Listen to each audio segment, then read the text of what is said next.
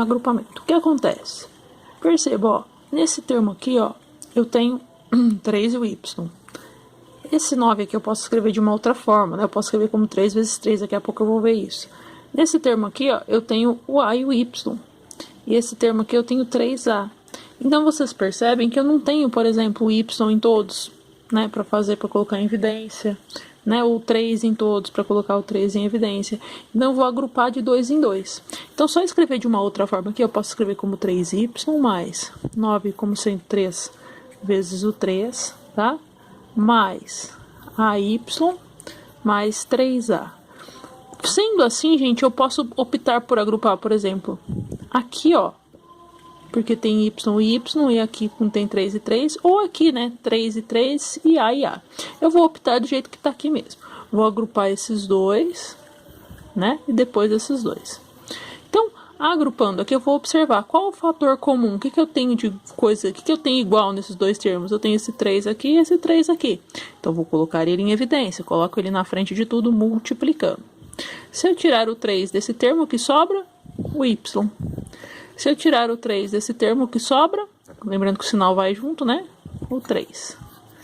Beleza. Venho para o próximo. Aqui, qual que é o fator comum? Eu tenho este A aqui e este A. Ele é o fator comum, eu coloco ele na frente multiplicando. Se eu tirar o A desse termo aqui, o que sobra? O Y. Ou se eu vir aqui dividir por A, né? Eu cancelo esse A com esse A, sobra o Y, é a mesma coisa, tá? Se eu tirar, né, o A deste termo aqui, eu vir aqui dividir por A, eu vou cancelar esse A com esse mais continua aqui, sobra 3. Aí, olha só, o que eu tenho dentro desse parênteses é exatamente igual ao que eu tenho dentro desse parênteses. Perceba, eu tenho dois termos onde esses fatores são comuns, ó, o y mais 3.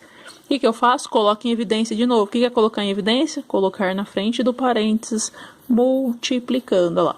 Coloquei em evidência o y mais 3, tá? Então, coloquei lá na frente de tudo, ele tá em evidência. E agora, o que eu faço? O que eu fazia antes. Se eu tirar o y mais 3 daqui, o que sobra? O 3. Ou se eu vir e dividir por y mais 3, eu vou cancelar esse y mais 3, porque o y mais 3 está aqui embaixo, tá? Pode vir aqui dividir, ó, y mais 3. Você vir e dividir aqui, ó, o que vai acontecer? Eu vou cancelar esse com esse, porque aqui tem uma multiplicação, tá? E aqui a mesma coisa, ó, se eu vir e dividir aqui por y mais 3, como tem uma multiplicação, eu cancelo esse y mais 3 com esse y mais 3, sobra o A.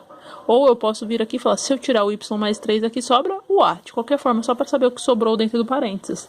Logo, essa fatoração eu vou ter como y mais 3, que multiplica 3 mais A. Então, eu fatorei essa fatoração chamada de fatoração por agrupamento.